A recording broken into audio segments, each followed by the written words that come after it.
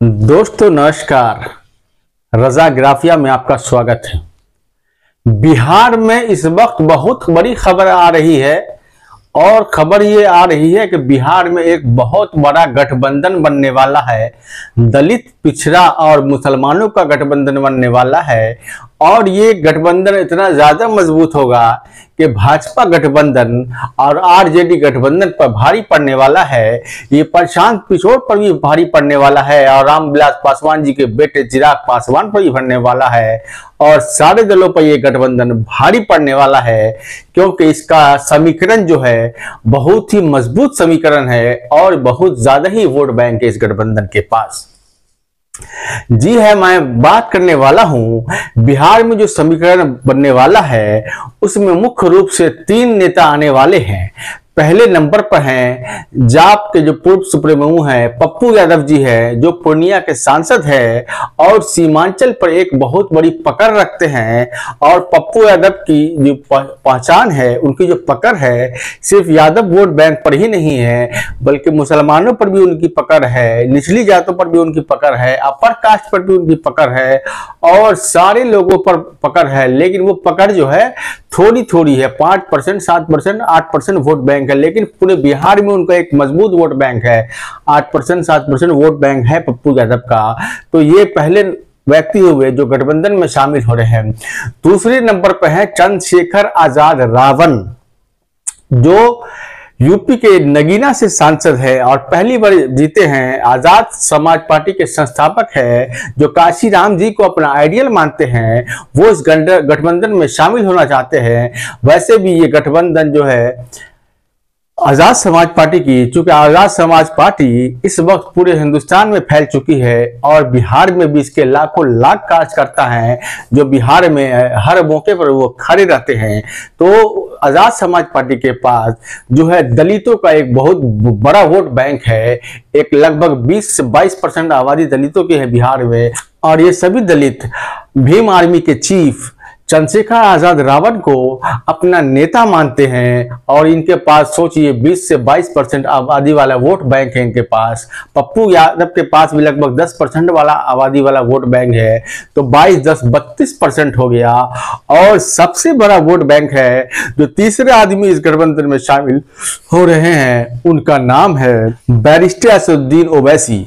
तो barrister Asaduddin Owaisi London से barrister हैं और हैदराबाद के सांसद हैं। 2 बार उनको बेस्ट पार्लियामेंट का अवार्ड भी मिला है और ये बहुत ही अच्छे सांसद हैं, बहुत ज्यादा काम करते हैं। और सबसे बड़ी बात कि बिहार में भी इनकी बहुत पकड़ मजबूत हो चुकी है, खासतौर से सीमांचल और मिथिलांचल में के जो मुसलमान हैं इनको बहुत ज्यादा चाहते हैं। तो बिहार में भी लगभग 18% मुसलमानों की आबादी है, तो 32% प्लस 18% टोटल पॉपुलेशन हो जाता है 50%। और अगर 50% में 40% भी या कहिए कि 35% वोट बैंक भी इन तीनों को मिला के आ जाता है, पप्पू यादव, चंद्रशेखर आजाद रावण और असदुद्दीन ओवैसी, तो बिहार में इनका चीफ मिनिस्टर बनना बिल्कुल तय है।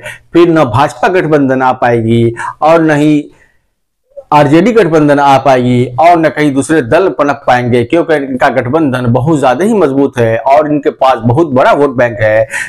मुसलमानों का वोट बैंक, पिछड़ों का बैंक वोट बैंक और दलितों का भी वोट बैंक, साथ में पप्पू यादव के साथ अपर कास्ट का भी बहुत सारा वोट बैंक है जो पप्पू यादव को अपना आइडियल मानते हैं। क्योंकि पप्पू यादव बिहार में जहां कहीं भी आपदा आती है सबसे पहले पप्पू यादव पहुंच जाते हैं, साजो सामान लेके, अपना पैसा लेके, उनका अपना सब लश्कर को लेके चले जाते हैं और गरीबों को सेवा करते हैं। चाहे इलाज का मामला हो, चाहे किसी के खाने का मामला हो, भुखमरी का मामला हो या कहीं भी केस मुकदमा हो, किसी पर जुल्म हो रहा हो, तो पप्पू यादव सबसे पहले पहुंचते हैं। इसलिए पप्पू यादव की पकड़ जो है अपर कास्ट में भी, स्वर्ण समाज में भी अच्छी खासी है।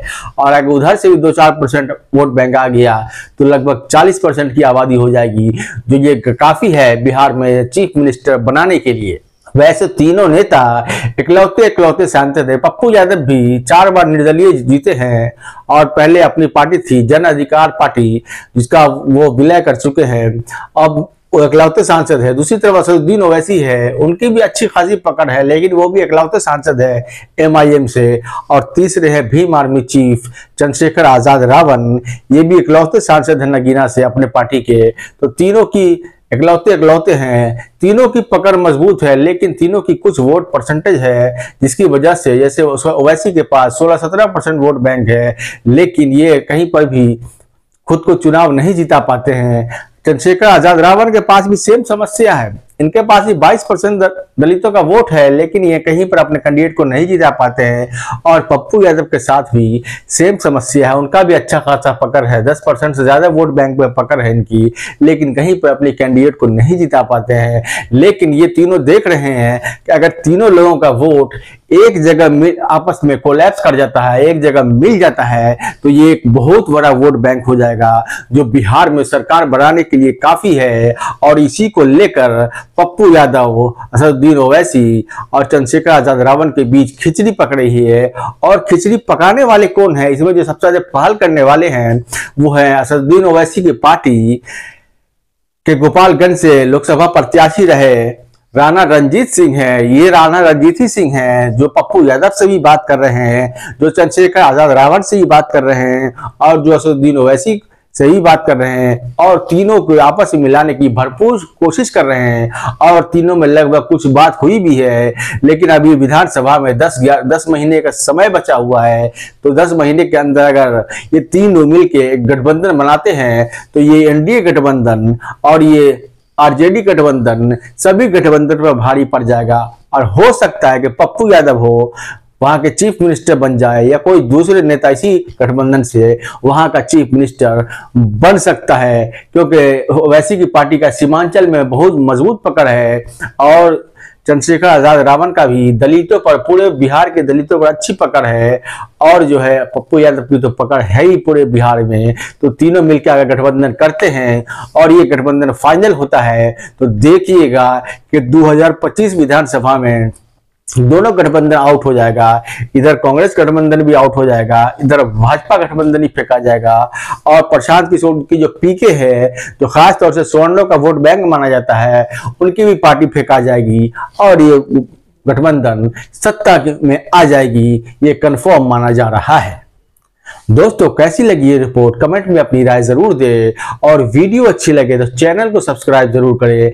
मिलते हैं अगली वीडियो में, तब तक के लिए धन्यवाद।